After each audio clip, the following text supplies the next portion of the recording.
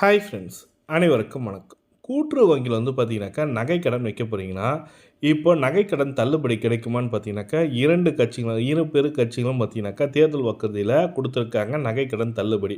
ஆனா, நகை கடன் பார்த்தீங்கன்னாக்கா, கடந்த திமுக ஆட்சியில பார்த்தீங்கன்னாக்கா, 5 சவரன் நகைகள் தள்ளுபடி பண்ணப்படும் சொல்லியிருந்தாங்க. அதில சம் ரெஸ்ட்ரிக்ஷன்லாம் குடுத்துருந்தாங்க. அதேபோல இந்த தடவையும் 5 சவரனா எவ்வளோ சவரன்ன்றத சொல்லல. அதேபோல இன்னொரு கொஸ்டின் கேட்குறாங்க. என்னன்னா, நகைக்கடன் நான் வச்சிருக்கேன் சார். நான் அக்ரிகல்ச்சர் லோன்ல வைக்கல சார். சாதாரணமா நகைக்கடன் வாங்கியிருக்கேன் சார்.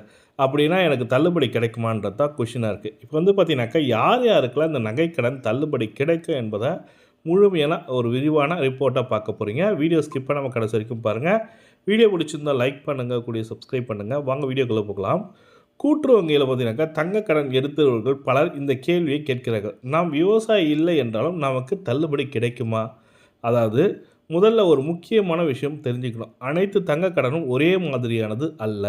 அதாவது கோல்டு லோன் நீங்கள் வாங்குறீங்கன்னா, அந்த வங்கியில் கூட்டுறவு வங்கியில் வாங்குறீங்கனாக்கா, ஒவ்வொருத்தருக்கு ஏற்ற மாதிரி நகை கடன் இருக்குன்ற மாதிரி. அதாவது விவசாய கடன் மற்றும் விவசாயம் அல்லாத கடன், நான் அக்ரிகல்ச்சர் லோன் சொல்லிட்டு கொடுத்துருக்கேன். 2 பெரிய வித்தியாசம் உள்ளது.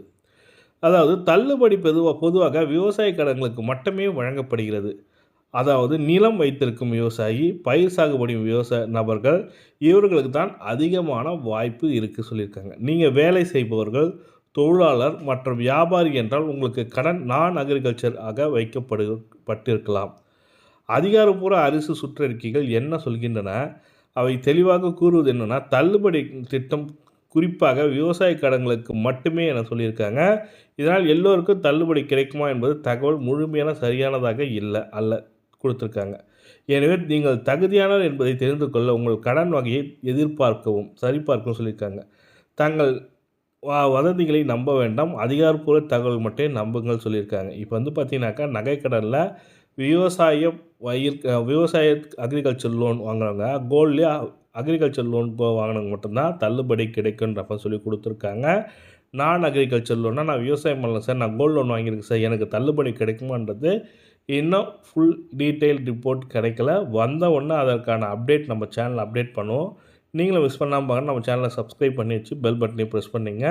இது போன்ற பயனுள்ள தகவல் நம்ம சேனலில் ஷேர் பண்ணுவோம். மிஸ் பண்ணாமல் பாருங்கன்னா சப்ஸ்கிரைப் பண்ணிங்க.